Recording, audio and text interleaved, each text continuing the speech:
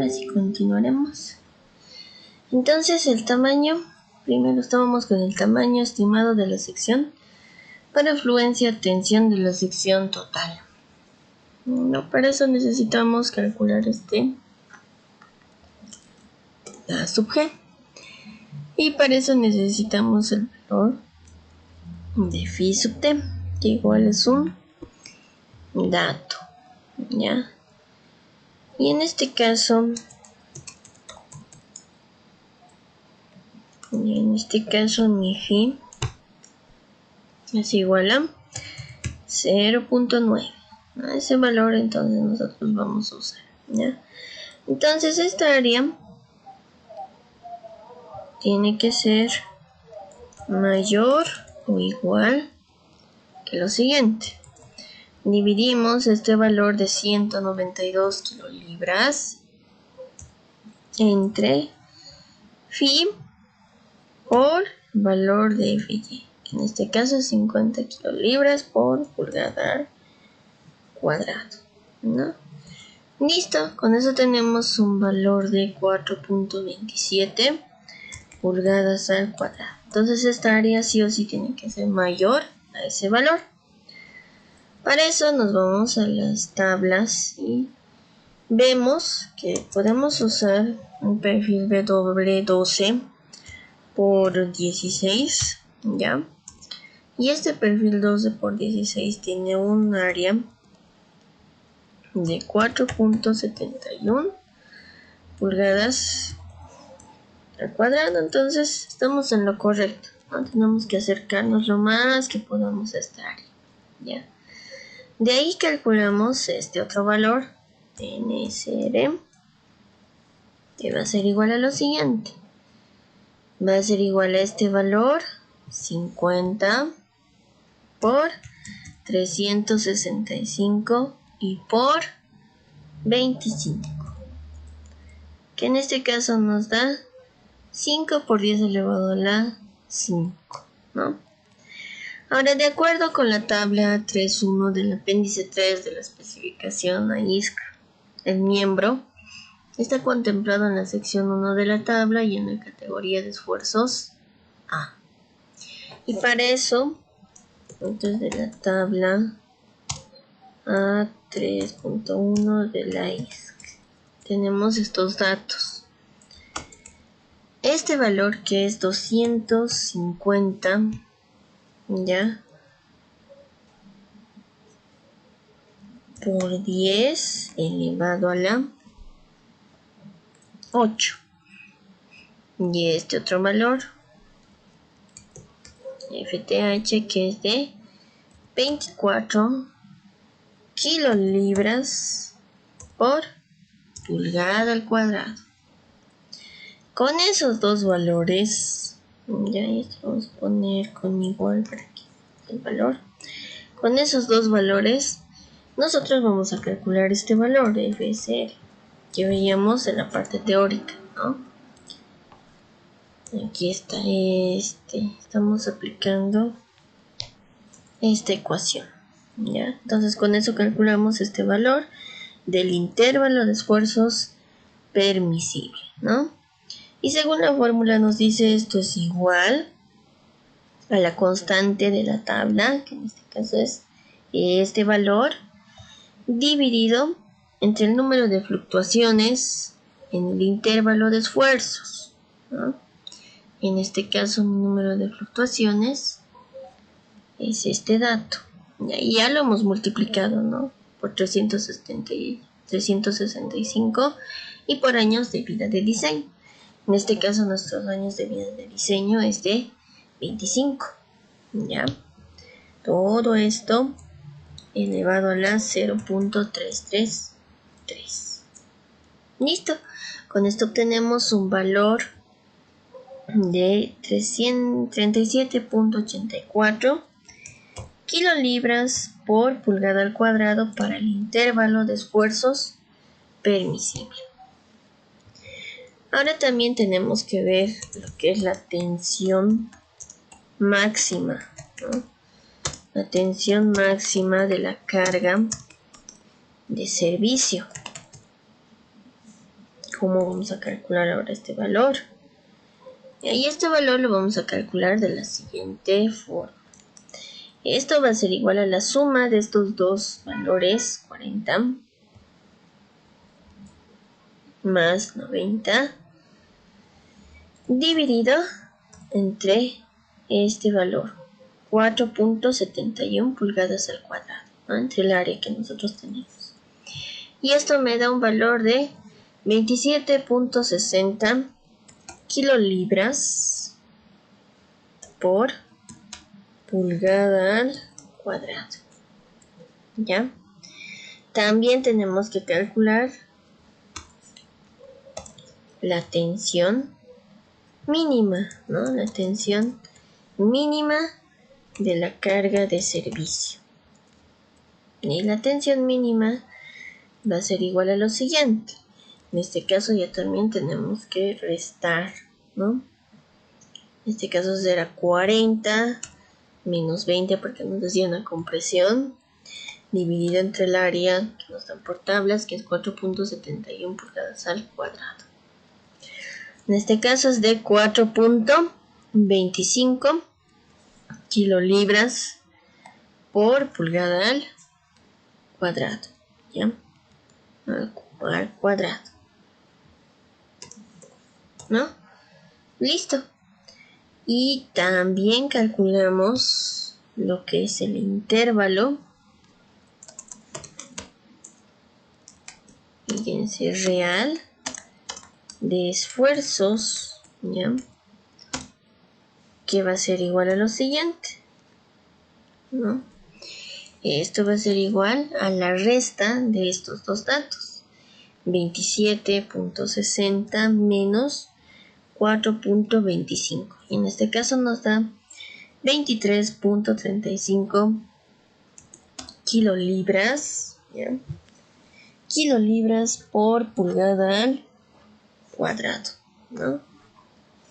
Kilolibras por pulgada al cuadrado. Listo. Este valor que acabamos de calcular, ¿ya? Este valor tiene que ser menor a este valor, a F S super, ¿no?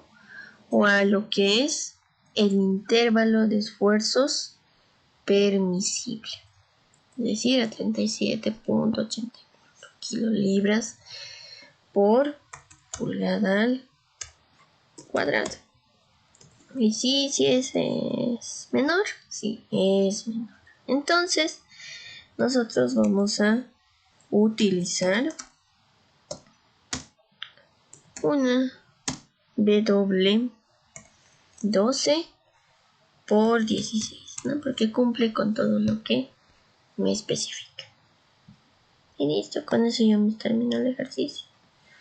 ¿Han entendido hasta ahí? ¿Tienen alguna duda o consulta?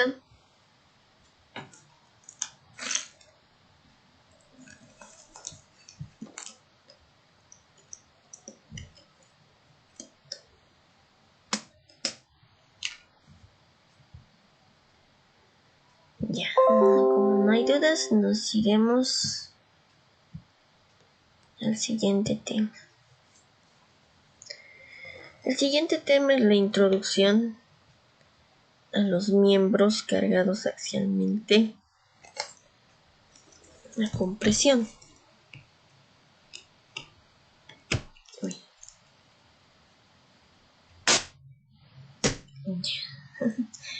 Disculpa que me estoy tomando mi agüita, pero mi garganta está medio mal. ¿Ya?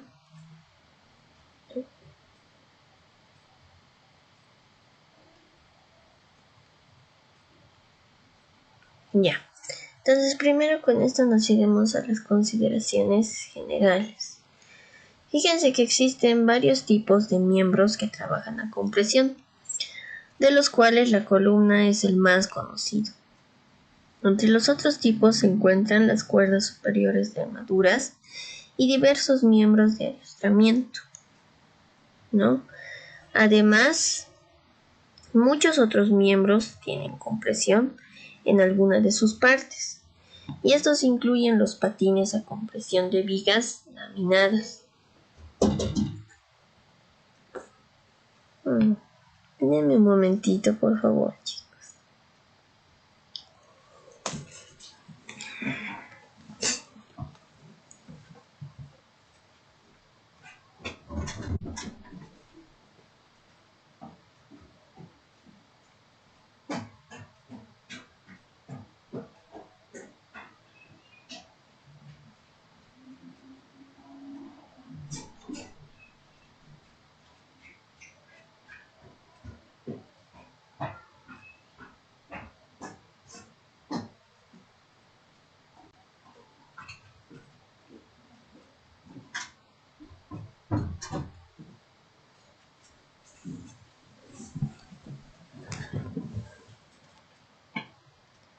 Ahora sí, continuaremos con lo que les estaba explicando de las consideraciones generales, ¿no? Además, fíjense, muchos otros miembros tienen compresión en alguna de sus partes. Estos incluyen los patines a compresión de vigas laminadas, ¿ya? Y armadas. Y los miembros son sujetos simultáneamente a cargas de flexión y de compresión. Además que las columnas son miembros verticales, rectos, cuyas longitudes son considerablemente mayores que su ancho, ¿no? Entonces los miembros verticales, cortos, sujetos a cargas de compresión,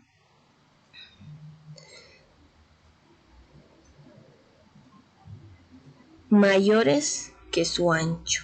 Además que los miembros verticales, cortos, sujetos a cargas de compresión se denominan con frecuencia puntales o simplemente miembros a compresión.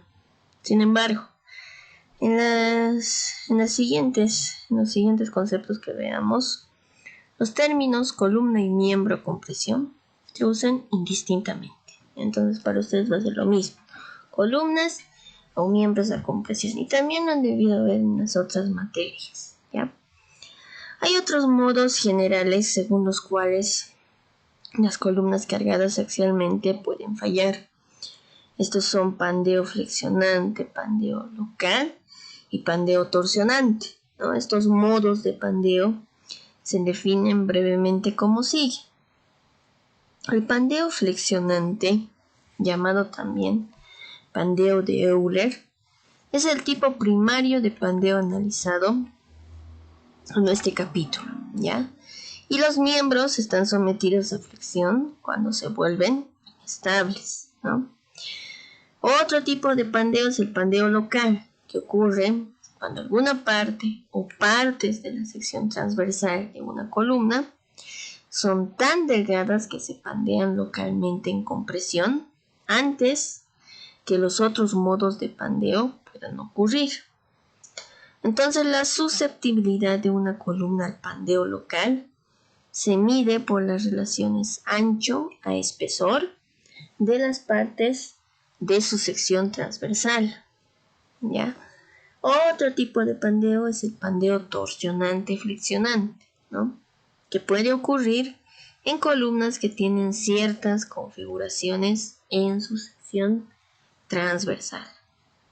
Esas columnas, fíjense, fallan por torsión o por una combinación del pandeo torsional y flexionante. Entre más larga sea una columna para una misma sección transversal, mayor es su tendencia a pandearse y menor será la carga que pueda soportar.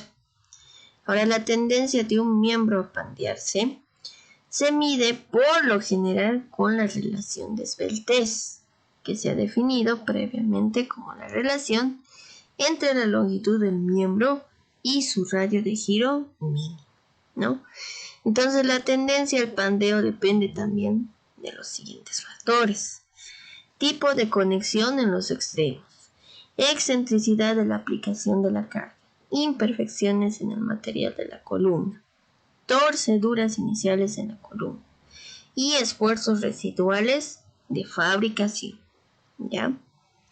Ahora, las cargas que soporta una columna de un edificio bajan por la sección transversal superior de la columna y a través de sus conexiones con otros miembros directamente a la columna. La situación ideal no se tiene cuando las cargas se aplican uniformemente sobre la columna con el centro de gravedad de las cargas, coincidiendo con el centro de gravedad de la columna. Además, es deseable, que la columna no tenga defectos, que consista de un material homogéneo y que sea perfectamente recta. Todas estas condiciones obviamente son imposibles de satisfacer, ¿ya? Entonces las cargas que se encuentran exactamente centradas sobre una columna se denominan cargas axiales o concéntricas. Ahora, las cargas muertas pueden o no ser axiales en una columna interior de un edificio, pero las cargas vivas nunca lo son, ¿no? Entonces, para una columna exterior, la posición de la carga es probablemente aún más excéntrica, ya que el centro de gravedad estará situado por lo general hacia la parte interior de la columna, ¿ya? En otras palabras, no resulta dudoso que alguna vez se encuentre en la práctica una columna cargada en forma perfectamente axial. Las otras situaciones deseables también son imposibles de lograr debido a las siguientes condiciones. 1.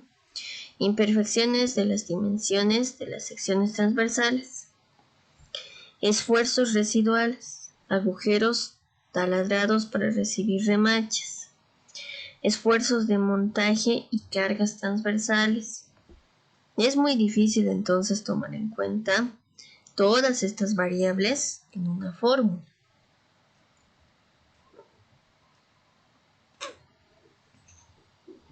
Y algunas imperfecciones pequeñas en los miembros de tensión y en vigas puede pasarse por alto, ¿no? Ya que son de poca consecuencia. Por otro lado, fíjense que las pequeñas imperfecciones en columnas pueden revestir mucha importancia, ¿ya? Una columna que es ligeramente flexionada cuando se coloca en su lugar puede tener momentos flexionantes significativos, iguales a la carga de la columna multiplicada por la deflexión lateral inicial. Además que en las tablas 1.22 y 1.28 del manual de la ISC se presentan, ¿no?, las tolerancias de rectitud de la laminadora tomadas de la ASTM A6. Obviamente no una columna es un miembro más crítico en una estructura que una viga o un miembro de tensión,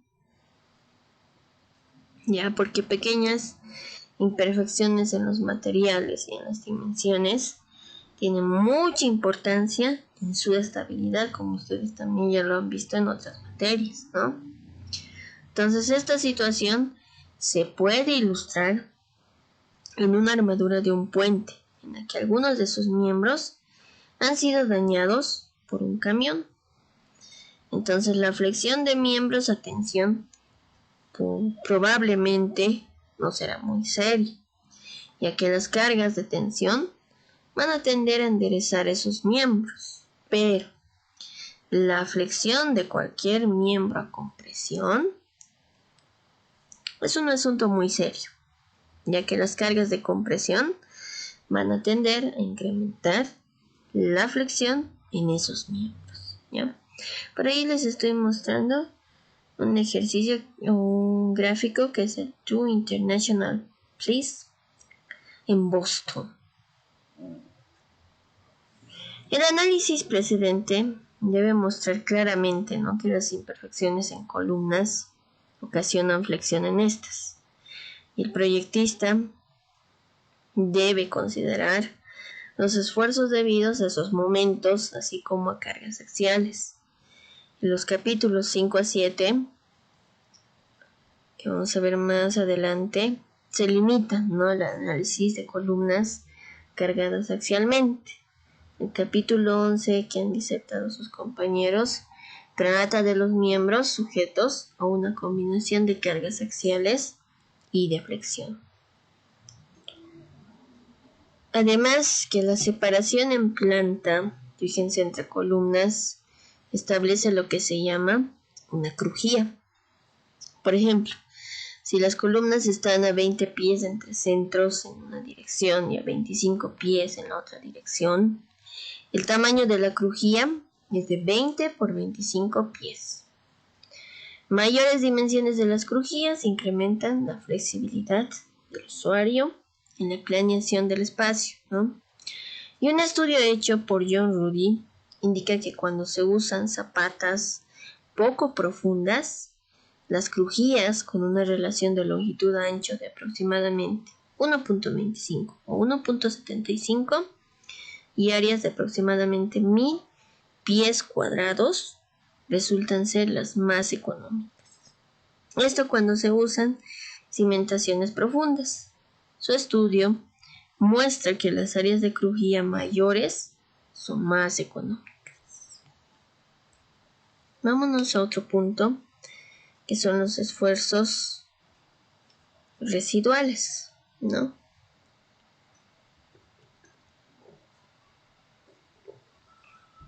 En este caso, investigaciones realizadas en la Universidad de Lehigh han demostrado que los esfuerzos residuales y su distribución son factores muy importantes que afectan la resistencia de las columnas de acero cargadas axialmente.